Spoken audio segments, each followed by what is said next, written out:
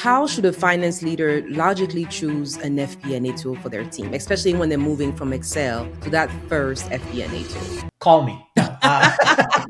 Nice. Paul Barnhurst is a finance professional, consultant, and educator known in the business world as the FP&A Guy.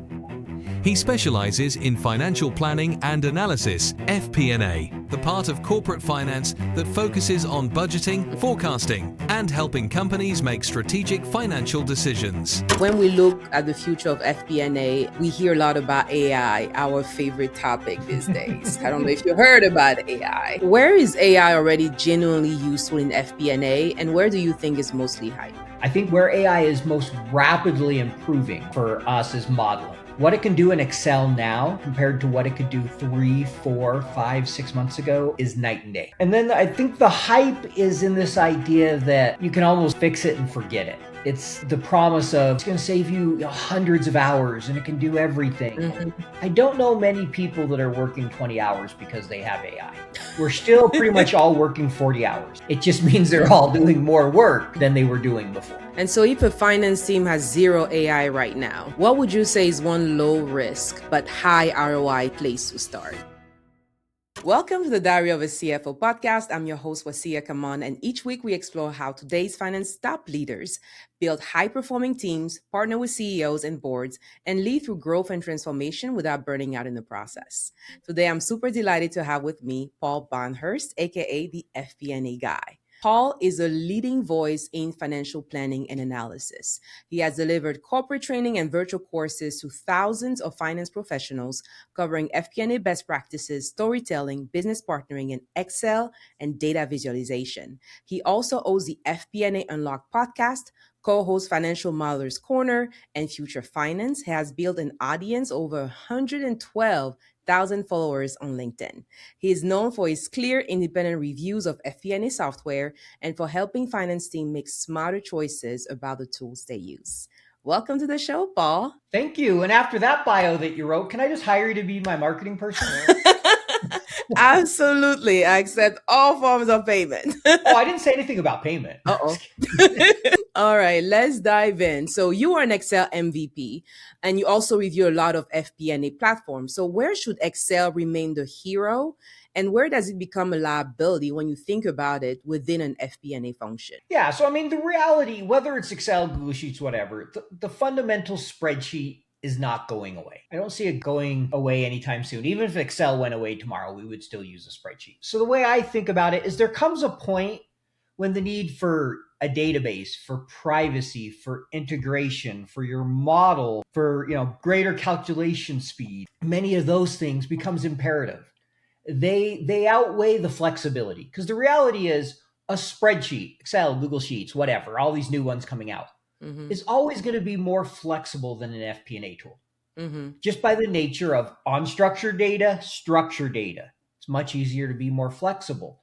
But for that flexibility, you give up auditability at the level you would get with a true tool, the database level at a row permission, collaboration, the scalability, the calculation engine, some of the multidimensional modeling. Yes, some of that can be done in Excel. Almost everything can be done in Excel or with the Microsoft tech stack on your own. It's a question of, do you really want to invest all that time and have to keep those people? So I think what you have to look at is when the pain starts to become big, where you start to see errors, you have problems consolidating everything, you have privacy issues. As those start to grow, you have real issues with bringing in all your data.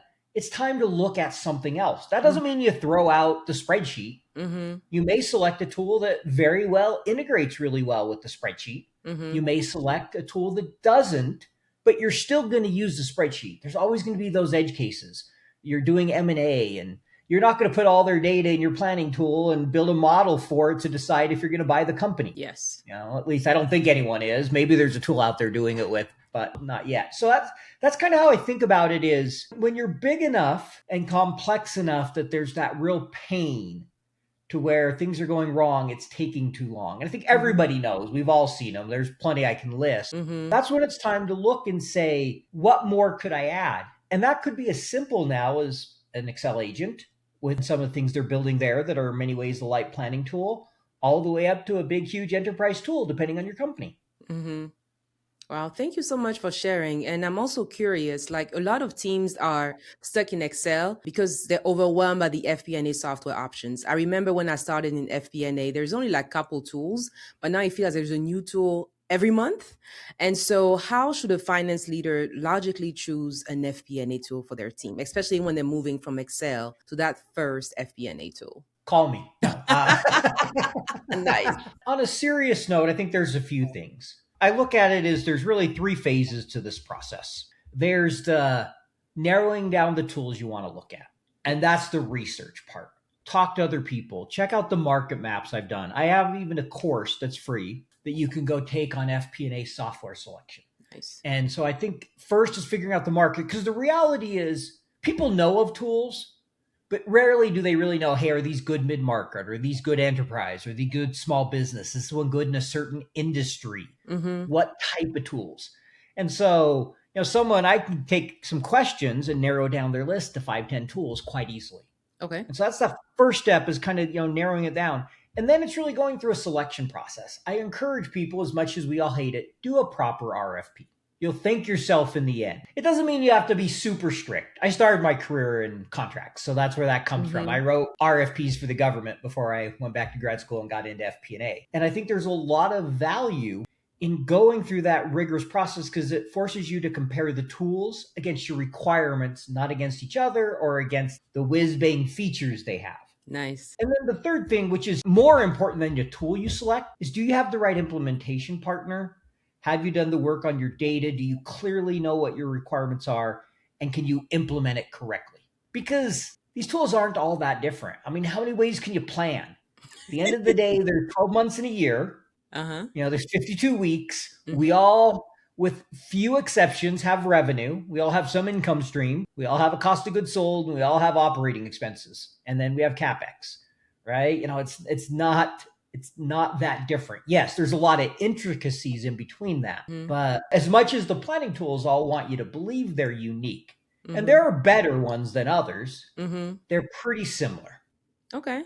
And so it's in the implementation part that I think we often get in trouble, right? Because we either ask someone, like people on our team, and I've seen it, to work on it in their spare time, right?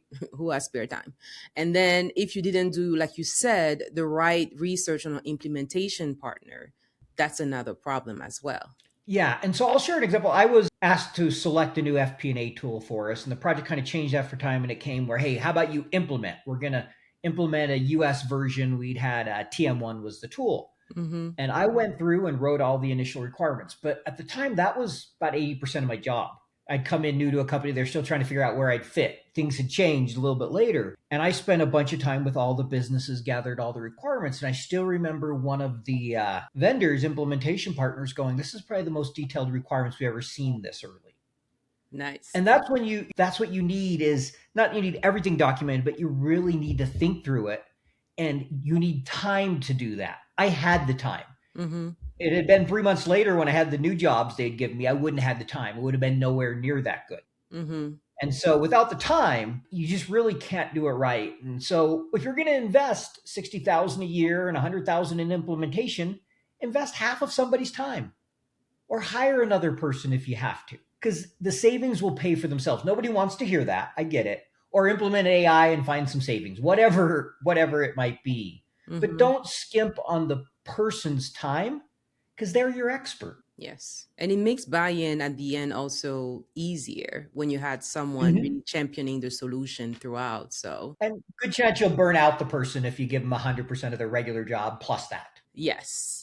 Yes, very true. So what are some of the red flags that you've seen in FP&A software demos that buyers should watch for? I think, one, if they're always kind of telling you they're unique. Two, especially the further you get. That first demo, not so much, but what I always recommend is you should do some kind of proof of concept. Once you've narrowed it down to a few tools and you're really into that process, if it's clear they don't know your business, they're not paying attention, they're just selling you something standard, or you're worried about implementation partner, that's an area where I'd consider running. And I saw that with, I helped a company through the process. And when we started, I expected one tool to win.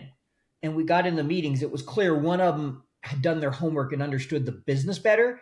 and the other was just trying to sell something standard and wasn't listening. So that's the first proof of concept. In the first demo, the big thing watch for, one, promises. Hey, this is on the roadmap. If you keep hearing it's on the roadmap, unless you're also really immature and you're confident in the company, probably a good idea to run.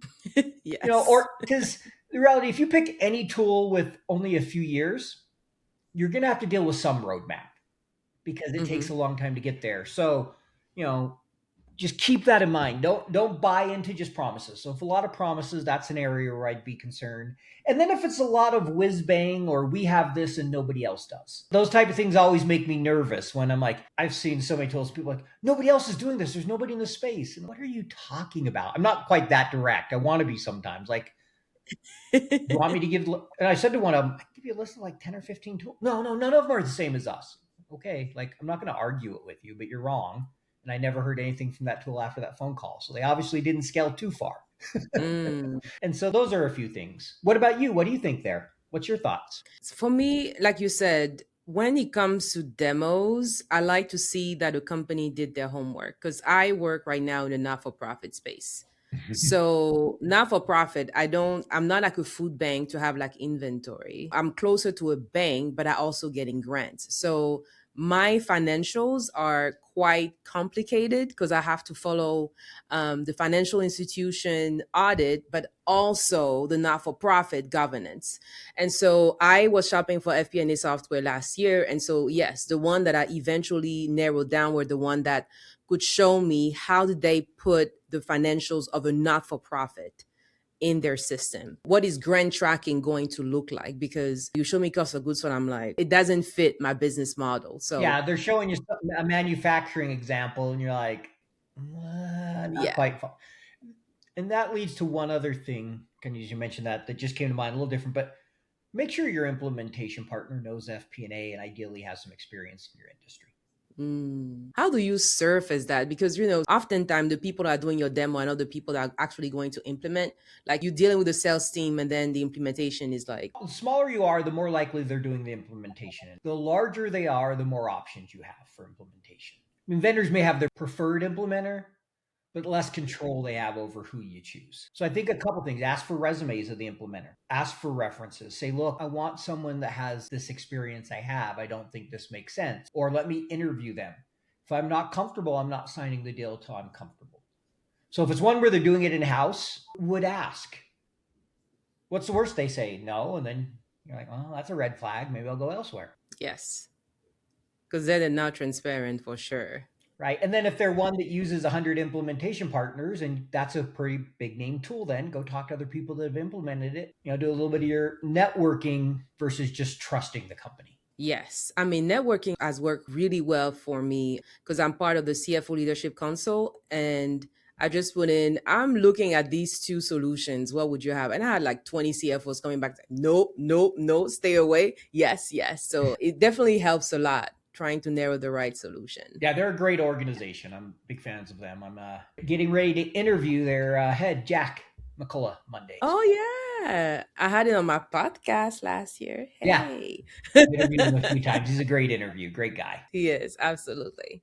So I'm curious to hear, when we look out at the future of FP&A and we hear a lot about AI, our favorite topic these days. I don't know if you heard about AI, but where is AI already genuinely useful in FP&A and where do you think is mostly hype? I mean, I think variance commentary, it can be very useful. I think it's seeing more and more of that. Anomaly detection, machine learning AI is already very valuable. And you can combine that with GenAI to help you learn some of that, to build better forecasts, to bring in external data. I think where AI is most rapidly improving with Claude coming out for us is modeling. What it can do in Excel now compared to what it could do 3, 4, 5, 6 months ago is night and day. I got an episode coming out Tuesday where we tested Claude and we were extremely impressed. It did some very complex stuff extremely well. Wow. And then I think the hype is in this idea that you can almost fix it and forget it. It's the promise of, it can do all, it's going to save you hundreds of hours and it can do everything. Mm-hmm. And I don't know many people that are working 20 hours because they have AI. We're still pretty much all working 40 hours. As Yeah. Schnorr said on my podcast, he goes, I guarantee you the lights are not going off at 5 at the investment banking houses because they're all using AI. It just means they're all doing more work than they were doing before because they can get more done now. And so I don't know if that makes sense, but I think that's the hype, this whole idea of, it'll just do everything. And the second one is you don't need to review it. You can just trust it. No, it's still human led. If it's deterministic, just like if I automate a process with Power Query, Power Automate, machine learning, and I've run it a few times, okay, fine. I can trust that. I don't check my Excel formula every month to make sure it's still working the same. But it's never going to return me a different answer unless I change the inputs. That's not true with generative AI. Gosh, can you tell us a bit more about one? I'm curious to hear about your Claude experiment, but then also the difference between deterministic and probabilistic, like those two different models and how they come together. Yeah, so let's start there. So something that's deterministic always has the exact same answer in the end, right? 2 plus 2 is always 4. Mm-hmm. If I do a sum-is formula and I give it my sum range and my criteria ranges, I do all that, it's going to return the same answer every time unless the inputs change. If I add more rows to it, I change a number, it will change. I use generative AI. GenAI's whole idea is the more stuff we can train it on, the more likely it will be right. The more we can fine-tune the model. There is no guarantee anytime it's going to output the right answer. Where a deterministic, I know if I put 2 plus 2 in, I'm getting 4 every single time. And so the probabilistic is it's using probabilities to give you what it thinks it wants. That's actually one of the biggest weaknesses of Excel agents. I ask it to build the exact same model 2 minutes later, and 40% of the formulas could be different that it uses to solve it the next time. I've run that test multiple times. Opus 4.6 was almost the same. It was probably 80% similar, but this is only a model that needed 5 different type of formulas. When I ran it before that, I'd get completely different results in almost every formula and how they solve them. And that's because they're taking probabilities to get to the solution. Mm-hmm. And then give me the second part of it again, because I forgot the other part of the question. Sure. Claude, tell us more about your experiment with Claude and, how it's helping with modeling. Yeah. So what we've done is we have this Mod Squad series. You can find it on YouTube. It has its own playlist with Schnorr, who's the executive director of the Financial Modeling Institute, which does credentialing for modeling. He's world-class trainer.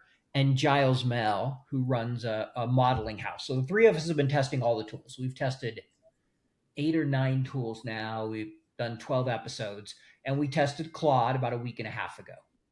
And we gave it an AFM case, one of his cases that you do in 4 hours with instruction. And it was 80, 90% of the way there in 10 minutes. I mean, it was really good. It picked up on a lot of things. We gave it a CFM case, which is the harder case, and it was probably 90, maybe even a little higher. It was a debt structure, layered debt structuring model that you had to build, just that section, just the debt section. And it did very, very well. Like, it's at the point now where I would trust it to build something with my inputs, with my review, with proper checking. Where before, I might use it on little sections and a ton of prompting. Now we're starting to get to that point where people are going to use it to build a model regardless. They were before.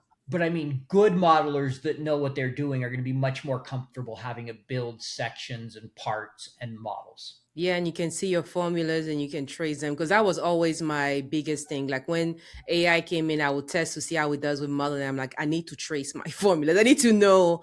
I don't want to see hard-coded number. I need to know where it's coming from. And you still get the occasional hard code, so that is an issue, but getting much better. You still get more complex formulas than you would write in many situations. And that's why anyone that's an expert in this space is saying, look, AI is a magnifier. You got to know the fundamentals. And that's true in data viz. It's true in financial modeling. It's true in most places. The people who are going to get the most out of it have taken the time to learn what they're doing. True.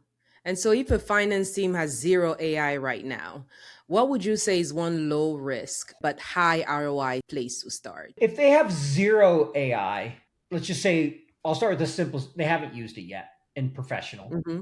Get an LLM and start experimenting. Get comfortable with it. I think 90% of people have at least done that, either professionally or personally. Hopefully they have. So I think the next two areas is one, use AI to document a process, and then try either, with some of these tools out there, Claude Cowork and N8N, a Zapier, depending on how deterministic versus depending on the task and what you need, try automating it. Try building out, with the help of GenAI, that process. I think that's a great area. Pick something that's really manual and think about why it's manual.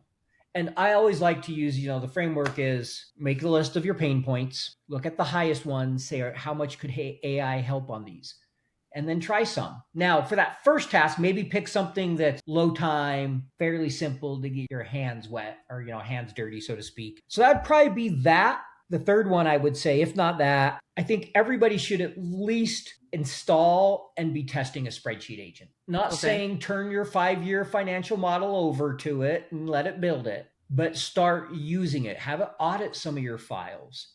When you got to do a next investment, have it maybe build, and you can still build on your own or review it, but don't just do it all on your own. Start using it to assist you, writing formulas, whatever it may be. And where do we start with those Excel agents? Because some people, till this day, when I speak with a lot of people, all they know about AI is ChatGPT. They don't even know about Claude. I think there's about 30 tools out there. I just did a post today, a market map. If you're in Google, check out what Google has. There's a few other tools. If you're Excel, I think there's a couple places to go right now. You could do the Copilot route, and it's good.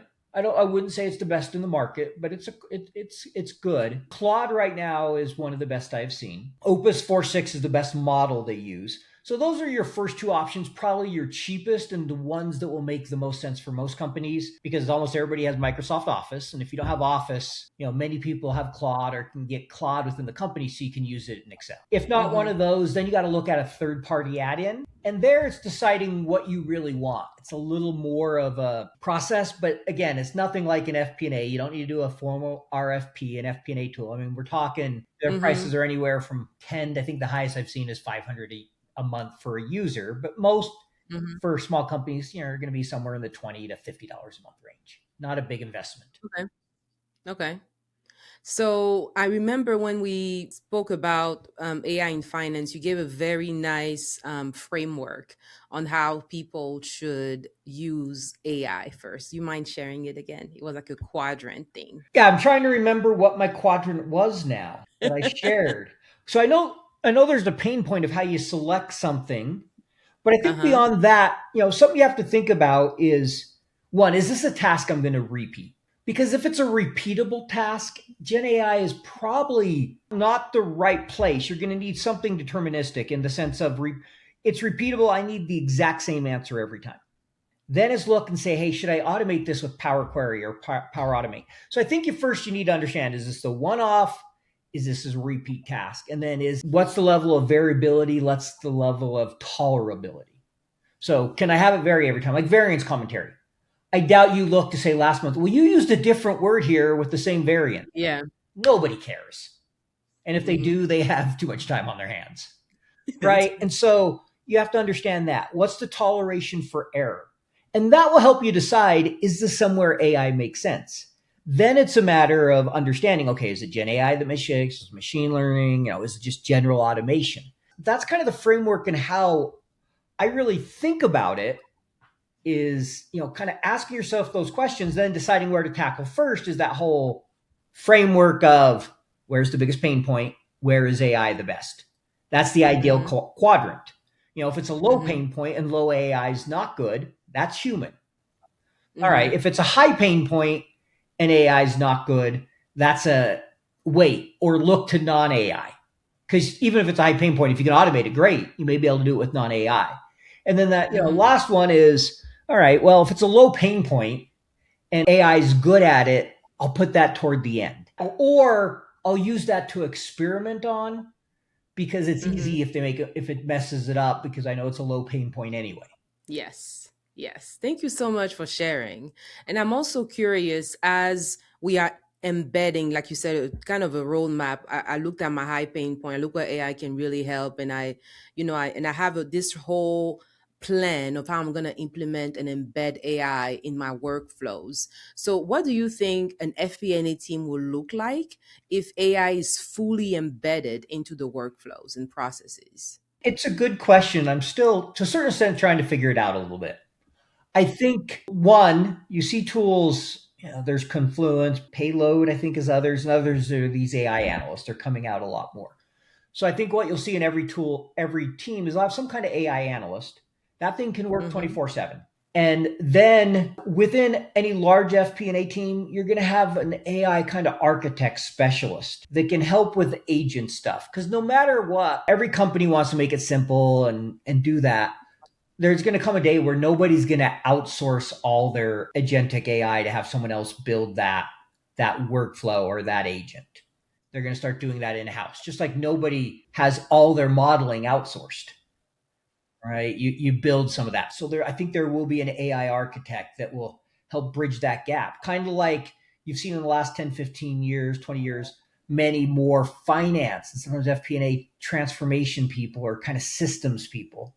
I think you'll see the equivalent of an architect. I think structures, especially bigger companies, will become a little more flat. You won't need as many analysts.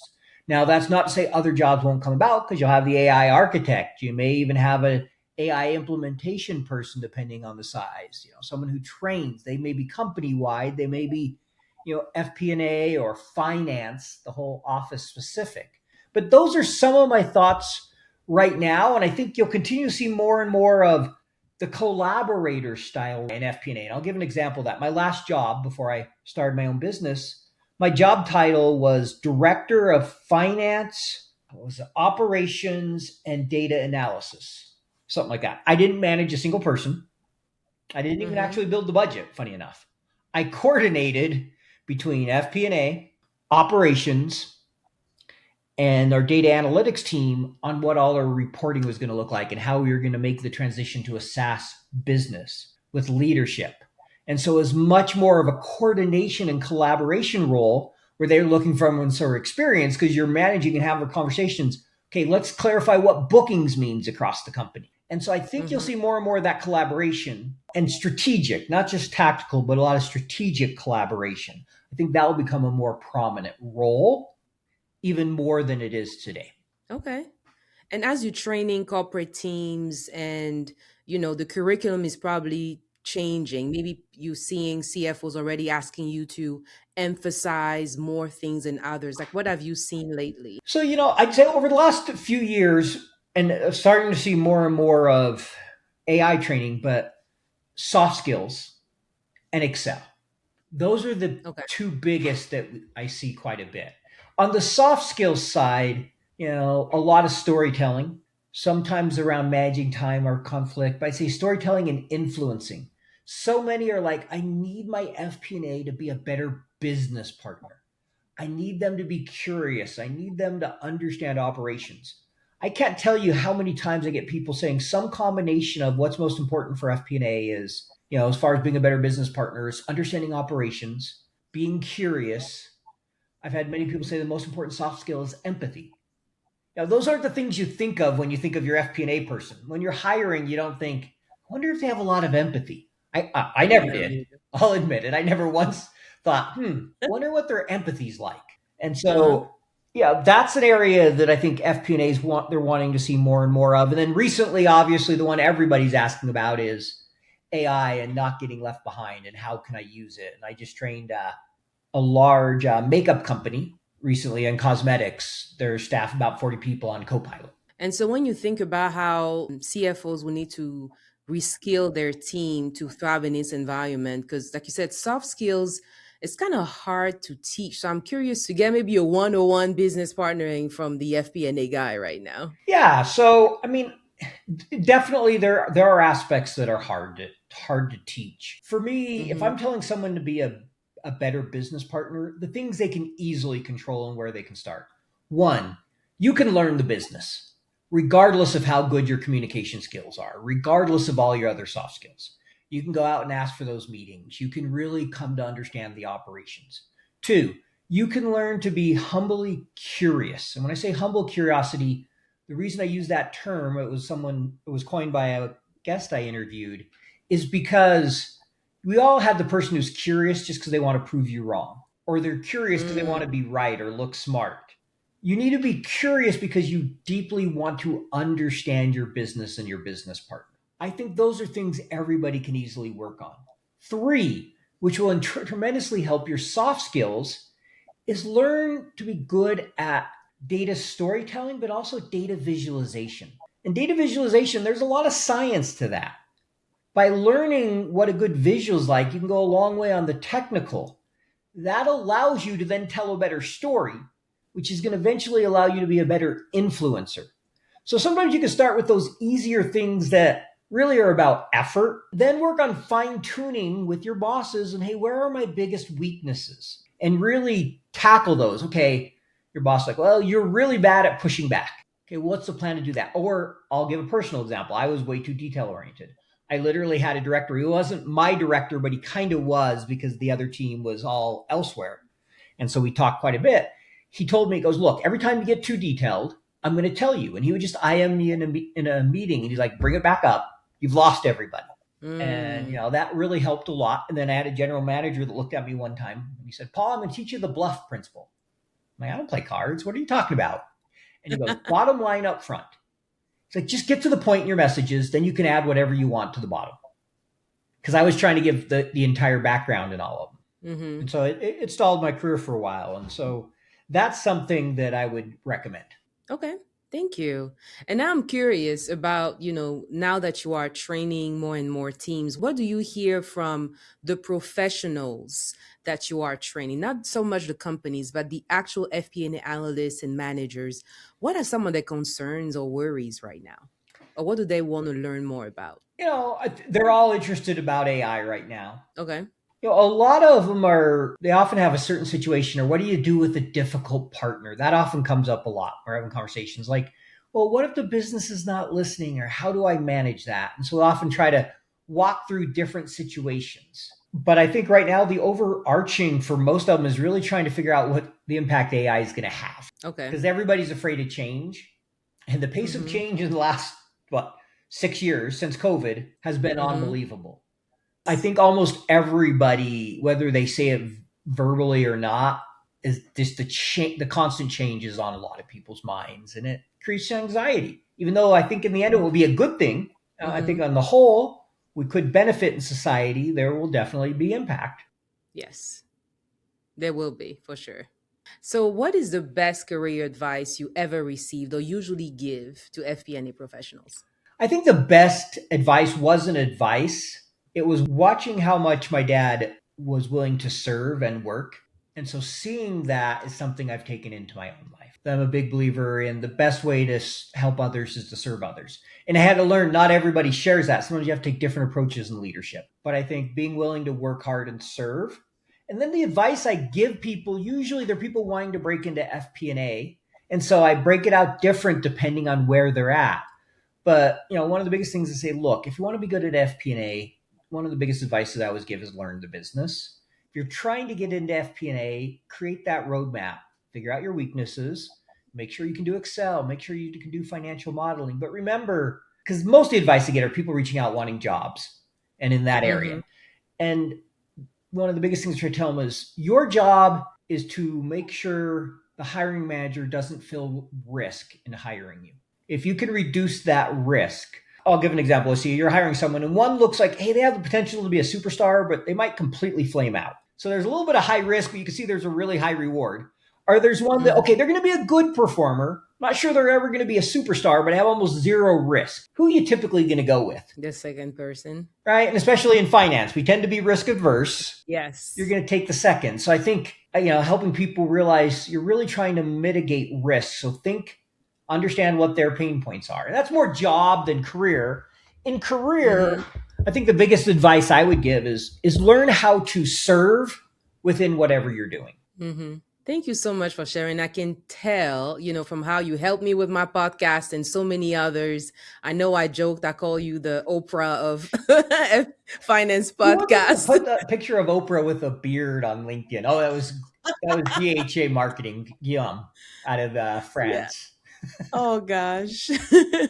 But yeah, I can see, and I'm super grateful for the work you've done, not just, on LinkedIn, but also behind the scene on LinkedIn. People may not see all the DMs you send to support, the whole community. So thank you for that. Well, thank you. I appreciate that. It's been fun. What's it been now? 3 years? Yep. 3 years already. Oh, yeah, we're getting old. No. 39.99. Inside joke. Sorry, everybody. Yeah, inside note, completely. We're going to keep it inside. Last question. What is your favorite thing to do outside of work? Outside of work? What's this you talk about? Yes. No. Yes. There's a few things. I like spending time with my family. I have a 12-year-old daughter. I get to spend a lot of time with her. I enjoy running. I usually run every day. And then I like young adult fiction. I'll admit it. There's my guilty pleasure. Oh, okay. Nice. I'm in Netflix, and recently I started lifting more weights than Cheetos. So it's getting there. What brand is heavier than Cheetos? I was kidding. Yeah, Cheetos. Like, I haven't had any Cheetos since the beginning of 2026. So to me, this is like a big achievement. No, I need it. I'm continuing trying to eat better. I had some health challenges in 25, and I got to be better with my eating. So I get it. But you run so much. How many miles do you run a day? Usually it varies whether I'm doing a speed or long run, but 3 to 6, although I've missed this week, unfortunately, but probably 3 to 6 miles. 3 to 6 I'd like miles to a get it day. to more of about eight on average a day. So about 50, 60 a week. I want to run the Boston Marathon. Oh, good. Good for you. I ran my first marathon when I was 17. Fun fact. Wow. Yeah. Well, we'll continue cheering you on from a distance. When I go to 'cause, Boston, I expect you to be there at the finish line with the Cheetos. Oh, okay. We'll And you try can't not to open eat the them. bag till I finish. I cannot promise that. It won't work. Well, thank you. Thank you so much, Paul, for being on the show. Well, thank you for having me. Always a pleasure. Thank you. If you enjoyed the show, don't forget to like, review, subscribe, and share with others. Our website is thediaryofacfo.com. That's where you can find all the episodes, access all the guest profiles, see their bios, and the social media links. It is also the place where you can apply to be a guest on the podcast and have information about how you can sponsor the show. As always, if there is any topic you would like me to cover in the future, just email me at ask@thediaryofacfo.com. See you soon. Wondering if you're ready for the CFO role? Find out with a free CFO Readiness Scorecard at cfo.scoreapp.com.